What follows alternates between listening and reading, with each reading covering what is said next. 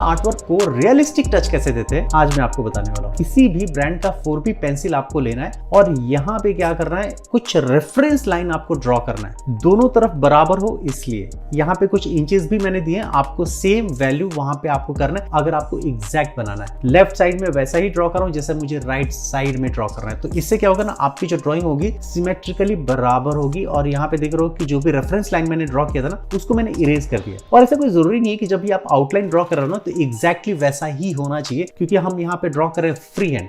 तो यहाँ पे कुछ इंप्रोवाइजेशन आप कर सकते हो, मैंने भी किए हैं। जैसे कि आप जो डॉट्स देख रहे हो ना जो सेंटर में, उसको मैंने थोड़े अपने तरीके से रखा है और थोड़े अपने आप से भी आपको कुछ इंप्रोवाइज कर सकते हो थोड़ी और ज्यादा अच्छा दिखने के लिए। तो यहाँ पे आप देख रहे हो कि ऑलमोस्ट हमारी जो आउटलाइन है वो कंप्लीट हो चुकी है। और इसके बाद मैं आपको बता दूं कि 4B पेंसिल हम लोगों ने इसलिए लिया है ना कि जिससे कि आप जो डार्कनेस है ना वो आपको वैल्यू पूरी दिखे, क्योंकि हमें अल्टीमेटली उसको इरेज करना है। इरेज इसलिए करना है कि हम इसको ड्रॉ करने वाले हैं चारकोल से, और ग्रेफाइट पे ना चारकोल बहुत ज्यादा स्मूथ वर्क नहीं करता है। तो यहाँ पे जब आपको 60 to 80% तक इरेज कर देना है, लेकिन आउटलाइन आपको दिखनी चाहिए। तो यहाँ पे ना अभी क्या करना है कि आपको डार्क करना है। और यहाँ पे मैंने लिया है जनरल की चारकोल पेंसिल, आप कैमलिन की भी ले सकते हो। और यहाँ पे सॉफ्ट पेंसिल ही आपको लेना है। तो यहाँ पे देख रहे हो कि एक जो हेड पार्ट है वो हम लोगों ने डार्क कर दिया।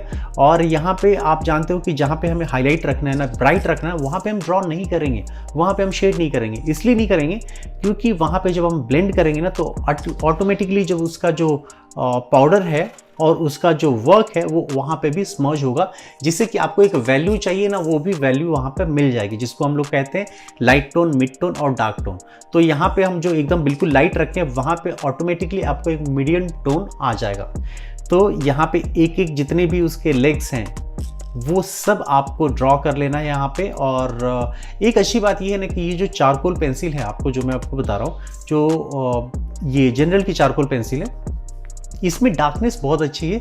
और इसमें जब आप ब्लेंड करते हो ना तो ब्लेंड बहुत ज़्यादा स्मूथ होता है। तो इसके लिए ज़्यादातर तो मैं रेकमेंड करता हूँ कि कैमलिन की पेंसिल आप लेना, क्योंकि वो बहुत ज़्यादा इकोनॉमिकल आता है। वो आपको ऑलमोस्ट 10 रुपये में आ जाता है, और ये वाली जो पेंसिल है ऑलमोस्ट 100 रुपीज़ में आती है। तो दोनों में वैल्यू आप समझ सकते हो। तो यहाँ पे देख रहे हो ना कि ब्लेंड मैं कर रहा हूँ अभी मेकअप ब्रश से। अगर आपके पास मेकअप ब्रश नहीं है तो कोई भी पेंटिंग ब्रश भी आप यूज़ कर सकते हो। और यहाँ पे देख रहे हो, और हमेशा ना आपको जब आप बना रहे हो एग्जैक्टली आपको रेफरेंस जैसा बनाना है तो रेफरेंस को भी देखते रहना है। और यहाँ पे देख रहे हो ना कि जितने भी आउटलाइन मैंने बनाए, और आउटलाइन बनाने के बाद भी उसके बाद एक टोन जो होता है ना, आपको मीडियम टोन, एक लाइट टोन। तो यहाँ पे लाइट टोन जो पहला लेयर है वो हम यहाँ पे कर रहे हैं। तो 2B पेंसिल है, अगर आप जनरल की पेंसिल भी अगर यूज़ करो तो यहाँ पे मैं आपको बता दूं कि 2B पेंसिल है और पहला लेयर जो है हम लोग यहाँ पे बना रहे हैं। अगर आप चाहोगे ना कि आप पेंसिल से, क्योंकि ये मैं बिगनर्स के लिए बना रहा हूँ ना, तो पेंसिल से ना करके तो आप डायरेक्ट पाउडर से भी आप इसको ब्लेंड कर सकते हो, पहला लेयर लेके आ सकते हो ब्रश की हेल्प से। तो आपको क्या करना है कि जो पाउडर है, पाउडर आप खुद से भी बना सकते हो, और पाउडर बनाने के बाद उसको आपको ब्लेंड करना है ब्रश से। तो अगर आप डायरेक्ट नहीं करना चाहते हो तो इसलिए मैं अभी रेकमेंड ये करूँगा जितने भी बिगनर्स है ना, कि आप उसको हल्के सॉफ्ट हैंड से ड्रॉ कर लो उसकी बॉडी पे।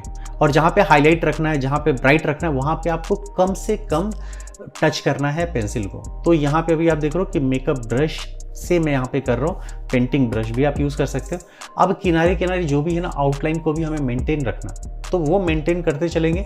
अभी भी मैं 2B पेंसिल ही यूज़ कर रहा हूँ। और अगर आप चाहोगे ना, इसकी डार्कनेस इतनी अच्छी है कि मैं आपको बता दूं कि आप 2B पेंसिल से भी पूरा का पूरा ड्रॉ कर सकते हो।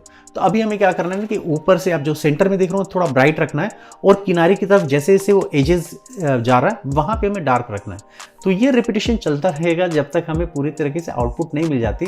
तो आप देख रहे हो कि सेकंड लेयर भी हम लोगों ने ऑलमोस्ट कंप्लीट कर लिया। कंप्लीट करने के बाद ना वहाँ पे आपको ब्लेंड भी कर देना है, क्योंकि क्या होता है ना कि ये चारकोल पेंसिल बहुत ज़्यादा स्मर्ज होता है।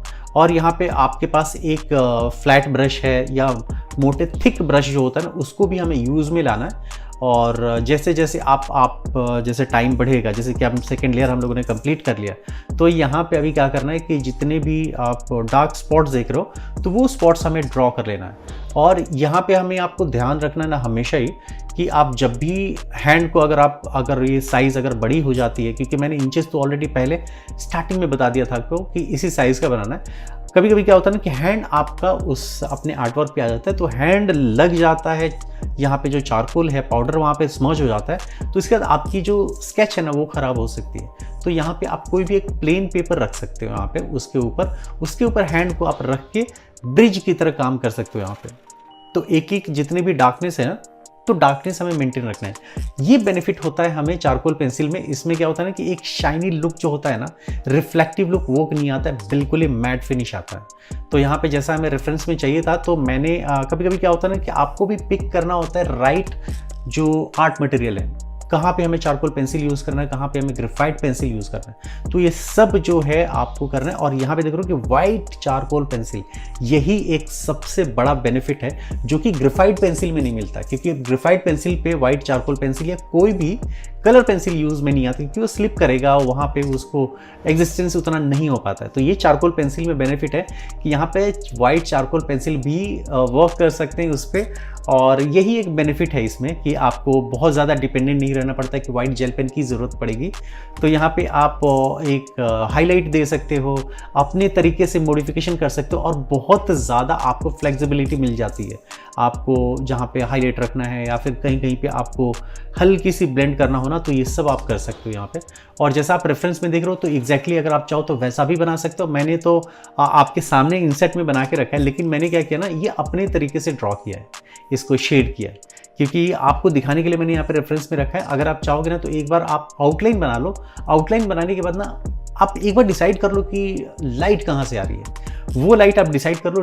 डिसाइड करने के बाद शेडिंग आप अपने से करो, क्योंकि क्या होता है ना कि जो आपने सीखा है पहले, जो अकॉर्डिंग टू लाइट कैसे ड्रॉ करना है, कैसे शेड करना है, तो यहीं पे ही एक टेस्ट होता है कि आप कैसा ड्रॉ कर पाते हो। और दूसरी बात ये है ना कि आपके ऑब्जर्वेशन के भी, अगर आपने कोई एक बार रेफरेंस देख लिया, आउटलाइन भी बना लिया, तो वो एग्जैक्टली आपको बनाना है, तो बिना देखे कैसे बना सकते हो। अभी आप चलो बिगनर हो तो यहाँ पे आप देख देख के भी बना सकते हो। तो यहाँ पे देख रहे हो ना कि अभी हमें ड्रॉ करना है शैडो। तो शैडो के लिए ना मैंने ना तो ब्रश यूज़ किया है और ना ही पेपर स्टैम्प यूज़ किया। यहाँ पे एक सिंपल सा एक टूल यूज़ किया जो कि हर घर में पाया जाता है, वो है ईयरबड्स। ईयरबड्स को आपको क्या करना है ना कि एक बफर एरिया मैंने वहाँ पे डिसाइड किया है नीचे, और पेंसिल से मैंने उसको कहते हैं ना कि घिस दिया हम लोगों ने। घिसने के बाद ना उसका पाउडर को यूज़ किया है शैडो के लिए। आप चाहो तो उसको भी यूज़ कर सकते, जो भी आप बॉडी में जो चारकोल है ना उसको भी यूज़ करके आप शैडो बना सकते हो वहाँ पे। तो एक जैसे मैंने आपको बताया ना कि एक लाइट मैंने डिसाइड कर लिया था कि टॉप लेफ्ट से लाइट आ रही है हमारी, उसके अकॉर्डिंग मैंने पूरा का पूरा जो है शैडो भी बना दिया। शैडो क्यों ज़रूरी है? क्योंकि आपको एग्जिस्टेंस तो पता चलना चाहिए ना कि ये फ्लोर पे है या कहीं पे भी है ना, तो वो एक वहाँ पे रखा हुआ है, नहीं तो फिर क्या फ्लोटिंग होगा, आपकी जो ड्राइंग होती है इनकम्प्लीट होती है जब तक शैडो ना ड्रॉ करो तो, क्योंकि आपने ऑलरेडी लाइट तो मेंशन कर दिया, शैडो नहीं किया। तो ये सब जो टेक्निक्स है ना, ये मैं बताता हूँ अपने कोर्सेज में। अगर आपको डिटेल में सीखना है तो आप मुझसे सीख सकते हैं। इस वीडियो के डिस्क्रिप्शन बॉक्स में मैंने रखा है, जहाँ पे आप कोर्सेज देख सकते हो। इनफैक्ट मुझसे आप डायरेक्ट बात भी कर सकते हो, क्योंकि कॉन्टैक्ट नंबर भी मैंने वहाँ पे रखा है। तो ये एक डिटेल मैंने यहाँ पे बता दिया। स्लो वर्जन भी आपको मिलेगा, क्योंकि इसका भी एकदम कंप्लीट स्लो वर्जन मैंने बना के रखा हुआ है। तो यहाँ पे देख रहे हो कि ऑलमोस्ट हम लोगों ने कंप्लीट कर लिया है यहाँ पे। और जो भी आप डिटेल और ज़्यादा देना चाहते हो ना, तो आप दे सकते हो। और यहाँ पे देख रहे हो ना कि कुछ मैंने यहाँ पे कुछ अलग से कलाकारी कर दी है, वो भी बहुत जल्दी ही ट्यूटोरियल आ जाएगा कि क्यों मैंने इसको डिस्ट्रॉय किया है। तो बहुत